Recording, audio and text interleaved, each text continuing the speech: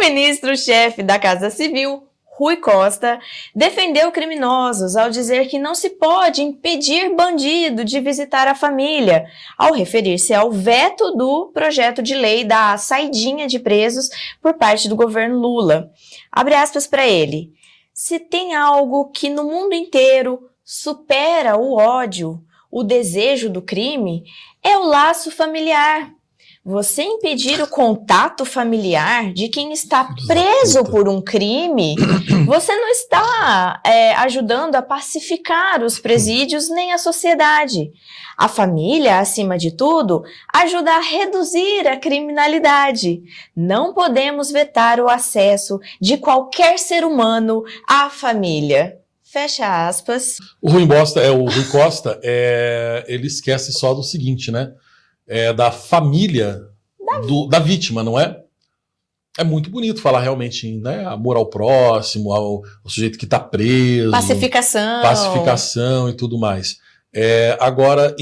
Mas e a família da vítima, como é que fica? Porque ele se esquece que nessa equação bandido existe o bandido e a vítima. E será que ele está pensando também, por exemplo, nos direitos humanos e na pacificação dos presos políticos do 8 de janeiro, que foram presos até agora sem processo legal, sem conseguir dizer exatamente a qual crime eles estão vinculados, né? Qual é o crime, qual é a materialidade exata do crime? Né? Um atentado ao Estado Democrático de Direito é um golpe. Mas qual foi o golpe? Exatamente, porque até agora, se houve um golpe, uma tentativa de golpe, o golpista em si não foi sequer indiciado. Só as pessoas associadas ao golpe. Isso aqui resume um pouco, né, Braz? A Bandidolatria e Democídio, do Diego Pesce, que, aliás, né, é outra dica de leitura para você na livraria do BSM. Tá? Bandidolatria e Democídio, do Diego Pesce e do Leonardo Jardim. São dois criminalistas. O Diego Pesce é do MP, o Leonardo Jardim, acho que ele é advogado, se eu não me engano. Não sei se ele é do MP também, mas enfim, são dois juristas excelentes, tá? E esse livro aqui essa edição aqui, aliás, se você der uma olhada, ela é diferenciada, ela tem um prefácio do Percival Pudina, tem uma edição mais antiga, essa edição nova, que eu acho, essa é a 4ª edição, eu acho que ela tá mais legal porque ela foi revista e foi ampliada, ela tá maior que as edições antigas, então vale muito a pena. Tem na promoção na livraria do BSM, inclusive se você é assinante você vai comprar com 10% de desconto, independentemente das promoções que já estejam lá no card. E essa cultura da bandidolatria e democídio que o Pesce fala aqui, o Pesce e o Jardim falam aqui nesse livro, é justamente isso, não é? Esse culto ao banditismo no Brasil, como se o sujeito, enfim, de alguma maneira passasse a ser uma espécie de vítima a partir do... É uma inversão, o termo que o Briguet sempre usa, né? É a inversão ontológica da realidade. E aí você, enfim, através de uma série de discursos políticos, transforma o bandido em vítima. É claro que existe um interesse muito grande de gente como o senhor Rui Costa e os patrões dele nisso, que eles de fato estão se lixando para os bandidos e, enfim, essa conversa toda da boca para fora. O que interessa para eles, obviamente, é utilizar a população carcerária, utilizar o sistema prisional, utilizar toda a massa de pessoas que são, de fato, criminosos por N razões, desde aqueles que são empurrados para a vida do crime de fato, por conta de uma realidade social cruel e sem oportunidades que as pessoas vivem, até, enfim, pessoas que vão para a vida do crime, de fato, por uma questão moral, porque seres humanos tomam atitudes e ações morais de maneiras diferentes. Então, assim, é muito complexo, é muito difícil você dizer que alguém é bandido porque o sujeito ele é moralmente deficiente e alguém que, de fato, acaba sendo criado naquele ambiente onde o banditismo é tão normal que ele já simplesmente não consegue enxergar uma outra opção de vida, uma vida normal que não seja a vida do banditismo.